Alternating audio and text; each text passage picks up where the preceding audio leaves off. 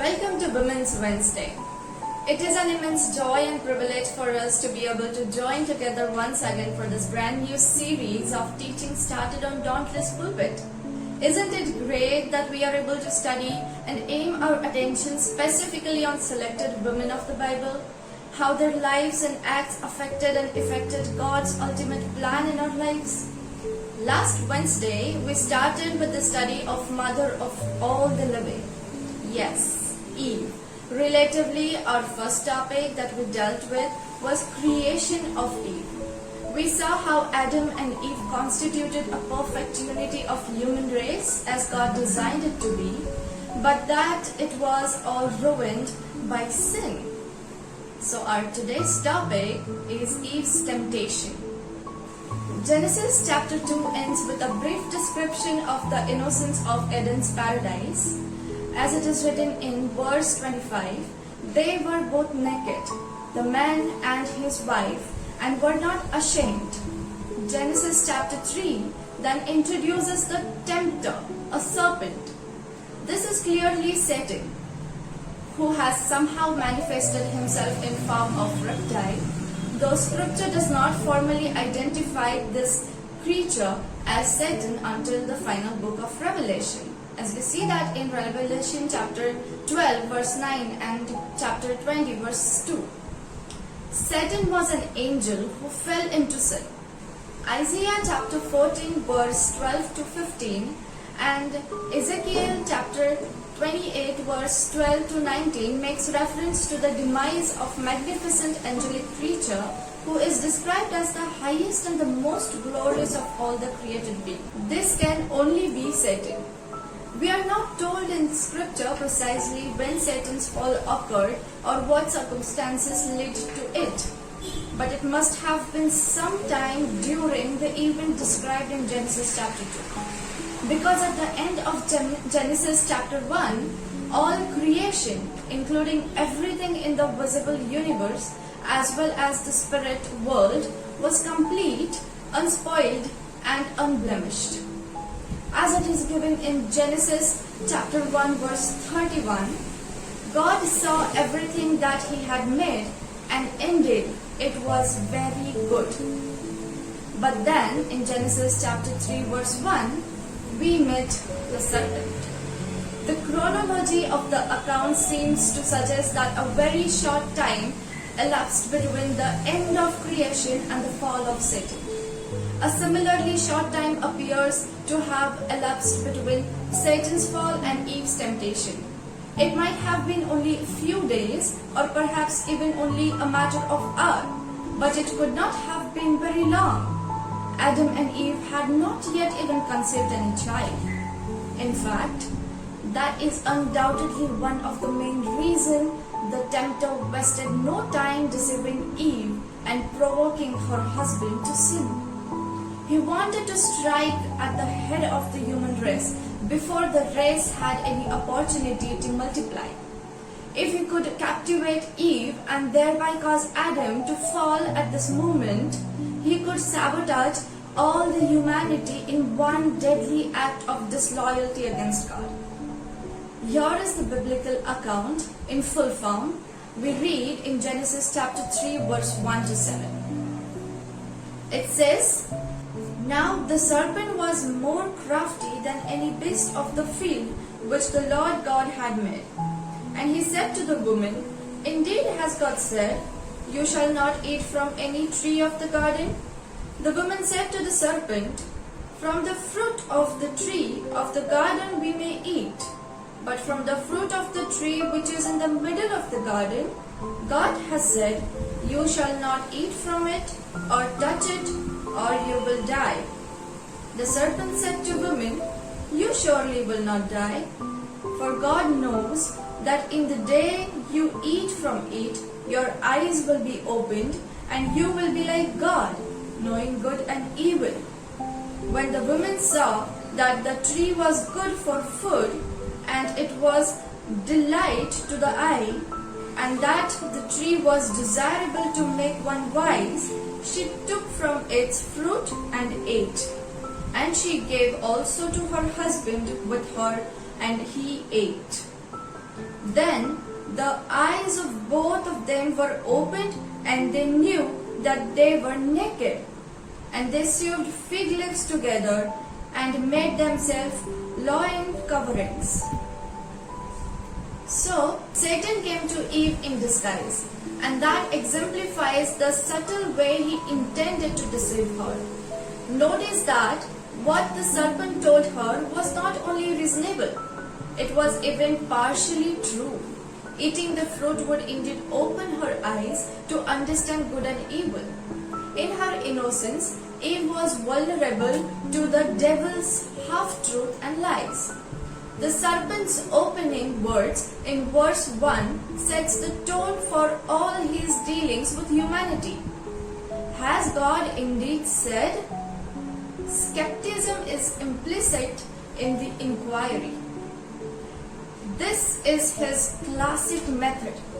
He questions the word of God, suggesting uncertainty about the meaning of God's statement, raising doubt about the truthfulness of what God has said, insinuating suspicion about the motives behind God's secret purposes, or voicing apprehension about the wisdom of God's plan.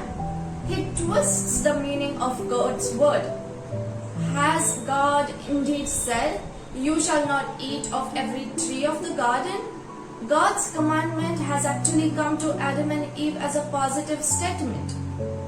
As it is given in Genesis chapter 2, verse 16 to 17, that of every tree of the garden you may freely eat, but of the tree of the knowledge of good and evil you shall not eat. The serpent casts the command in negative language, as we see that you shall not eat of every tree of the garden. Making God's expression a lavish generosity sounds like stinginess. He has deliberately misrepresenting the character and the command of God. Adam being the head of whole human race, God held him directly accountable. Eve's instruction and her protection were his responsibility as head of his family. Adam and Eve, living in a perfect paradise, had no clue what was to come ahead. They did not have any knowledge of maliciousness and evil existing. Even if, as it appears, the serpent discovered them looking at the tree, they were not thereby sinning by looking at the tree. God had not forbidden the couple to look at the tree. Contrary to Eve's statement in Genesis chapter 3 verse 3, God had not even forbidden them to touch the tree. She was exaggerating the rigidities of God's one restriction. Notice that she also understated the severity of God's warning, softening God's decisive tone of absolute certainty. In the day that you eat of it, you shall surely die, to the language of a mere potentiality, lest you die. It is the comparison between the chapter 2 verse 17 and chapter 3 verse 3 of Genesis. At this point, however, it seems she was more agitated and confused than anything else. There's no reason to assume she was purposely misrepresenting the fact. Perhaps for her protection, to put a fence around the danger, Adam had advised Eve not to touch the forbidden fruit. In any case, Adam and Eve were doing nothing wrong by simply looking at it. They would naturally have been curious. Satan seized the opportunity to lure Eve and thereby tempt Adam. The second time the serpent speaks to Eve, he does not merely misquote God's word in order to put the sinister spin on it. This time he flatly contradicts what God had told Adam. God's word to them was, "In the day that you eat of it, you shall surely die." Satan's reply to Eve was the exact opposite. "You will not surely die." Then Satan went to confuse Eve with his version of what would happen if she ate. God knows that in the day you eat of it, your eyes will be opened and you will be like God, knowing good and evil. This is another partial truth. If Eve ate, her eyes would open to the knowledge of good and evil. In other words, she would forfeit her innocence. But buried in the middle of those words is the lie of all lies. It is the same falsehood that still feeds the carnal pride of our fallen race and corrupt every human heart. This evil fiction has given birth to every false religion in human history. It is the same error that gave birth to the wickedness of Satan himself. This one lie, therefore, underlies the whole universe of evil. We see in verse 5, you will be like God.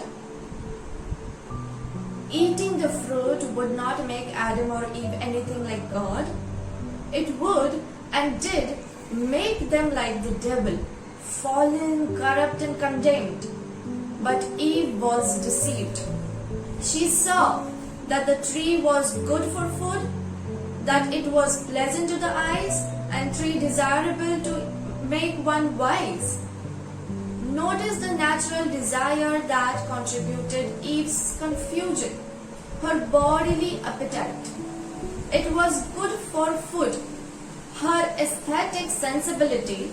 It was pleasant to eyes, and her intellectual curiosity. It was desirable for wisdom. Those are all good, legitimate, healthy urges, unless the object of desire is sinful, and then natural passion become evil lust. That can never result in. Thus we are told by Apostle John in 1 John chapter 2 verse 16, all that in the world, the lust of the flesh, the lust of the eyes, and the pride of the life, is not of the Father, but it is of the world. Eve ate and then gave to her husband to eat. Adam's act of eating from the forbidden tree, according to Romans chapter 5 verse 12, sin entered the world and death through sin, and thus death spread to all mankind. That is known as a doctrine of original sin. It's one of the most important, truly foundational doctrine of Christian theology, and therefore certainly worth of effort to understand in the context of Eve's story. People sometimes ask why it was Adam's failure that was so decisive for humanity, and how scripture treats Adam's disobedience as the mean by which sin entered the world. After all, Eve actually ate the forbidden fruit first, and she was the one who submitted to the original temptation, allowed herself to be drawn away by an appeal to lust, and disobeyed God's commandment. Why is Adam's transgression deemed the original sin? Remember, first of all, that 1 Timothy chapter 2 verse 14 says, Adam was not deceived, but woman being deceived fell into transgression. Adam's sin was deliberate and willful in a way Eve's was not. Eve was deceived, but Adam chose to partake of the fruit Eve offered him with full knowledge that was engaging in deliberate rebellion against God. There is, however, an even more important reason why Adam's sin rather than Eve's led to fall of all humanity. Because of Adam's unique position as head of the original family, and therefore captain of whole human race, Adam's headship had particularly significance for all the humanity. God dealt with him as a kind of legal delegate for himself, his wife, and all their offsprings. When Adam sinned, he sinned as a representative before God. When he fell, we fell with him. That is precisely why Scripture teaches that we are born sinful, and that we all share in Adam's guilt and condemnation. In other words, contrary to what many people assume, we don't fall from a state of complete innocence into sin individually on our own, but Adam, who in effect was acting as an agent and proxy for the entire human race, plunged all the humanity at once into sin. In the words of Romans chapter 5 verse 19, by one man's disobedience, many were made sinners. Every one of Adam's offspring was condemned by his action. And that is why the whole human race is said to be guilty because of what he did, and not because of what Eve did. It is impossible to make sense of the doctrine of original sin if we ignore this principle of Adam's headship. Ultimately, it is impossible to make sense of the scripture at all without understanding its vital principle. In the absolute crucial sense, even the truth of the gospel hangs on this very same idea of representative headship. Scripture says that Adam's headship over the human race is an exact parallel to Christ's headship over the redeemed race. In the same way that Adam brought guilt on us as a representative, Christ took away that guilt for his people by becoming their head and representative. He stood as a proxy before the bar of divine justice and paid the price of their guilt before God. Jesus also did everything Adam failed to do, rendering obedience to God on behalf of his people. Therefore, it is given in Romans chapter 5 verse 19, by one man's obedience many will be made righteous. In other words, Christ's righteousness counts as ours because he took his place as the representative head of all who trust him. That is the gospel in a nutshell. Don't get the idea, however, that Eve's sin was excusable because it wasn't as deliberate or as far-reaching as Adam's. Eve's sin was exceedingly sinful, and her actions demonstrated that she was full and willingly partnered with Adam in his disobedience. Incidentally, in a similar way, we all demonstrate by our own willful deeds that the doctrine of original sin is perfectly just and reasonable. No one can legitimately cast off the guilt of human race by protesting that it is unfair for the rest of us to be tainted with guilt for Adam's behavior. Our own sin proves our complicity with Adam. Eve's sin subjected her to God's displeasure.